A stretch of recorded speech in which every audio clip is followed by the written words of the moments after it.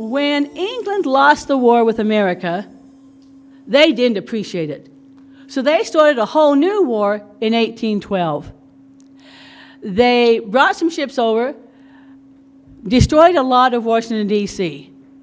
Then they felt pretty good about that, so they decided to have their next target of Boston, Massachusetts, because there's a lot of rebels always in Boston. You remember that Tea Party they had? So that's their next target. But to get to Boston, they have to first pass Fort McHenry.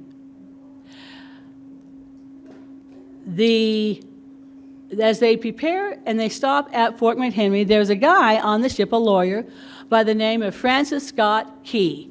He has, as a lawyer, the responsibility to exchange American soldiers with British soldiers and exchange them so that it's a win-win scenario. It takes a week of talking. Talk, talk, talk, talk, talk, talk, talk. Talk, talk, talk, talk, talk, talk, talk. Finally, after a week, they're done. They made the agreement.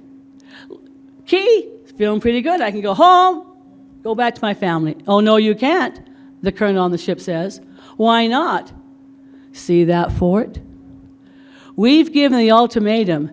If that fort does not lower its colors, lower its flag, we will destroy the fort. But you can't. There's 1,000 soldiers, their wives, their children. There's families in that fort. We told them what they have to do. See on the horizon of the ocean? See those 16 dots? 16 more battleships. All our cannons centered on that flag. When that flag goes down, that's the first step of your country being under the jurisdiction of England. Key starts pacing the deck. He goes yells down to the prisoners down below deck. They're going to attack the fort. The men in the fort start praying, please bless the fort, the soldiers, the families, the flag.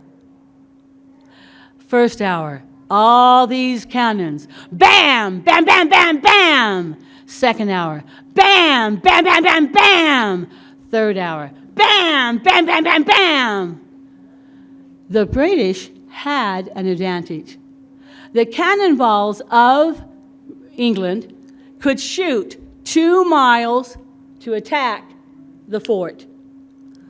The cannons of the fort could only shoot 1.5 miles. Almost there, kaplunk, into the ocean. The fort was completely defenseless. Hour 4, bam, bam, bam, bam, bam.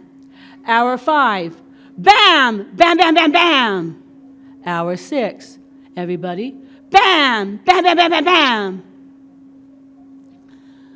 Finally, the colonel comes to Washington. We don't understand it. We've had reports that we have hit that flag multiple times, and look, the post is bent, the flag is in shreds, it's still above the ramparts. We don't understand why it's still there. Next hour, but we're going to continue our attack. Bam, bam, bam, bam, bam. Everybody, bam, bam, bam, bam, bam. Next hour, bam, bam, bam, bam, bam. Next hour, bam, bam, bam, bam, bam. 25 hours of continuous attack like that. Continuous attack.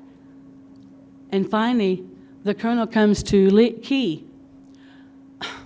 We've exhausted our reserves. We've exhausted our weapons. We can no longer attack that fort. Look, that flag is still there.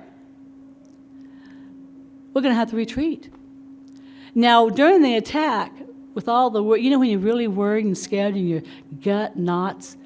And Key wrote a poem about the experiences of that.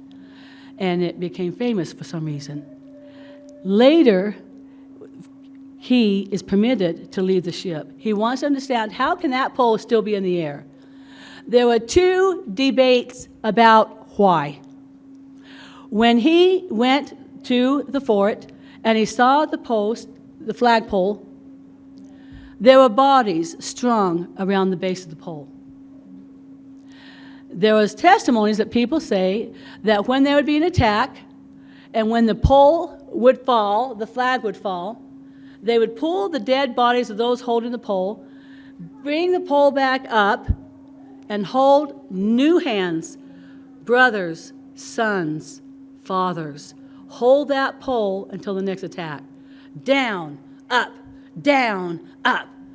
There is testimony that the flag pole is too big, too long to hold up by mere soldiers holding their hands against the pole.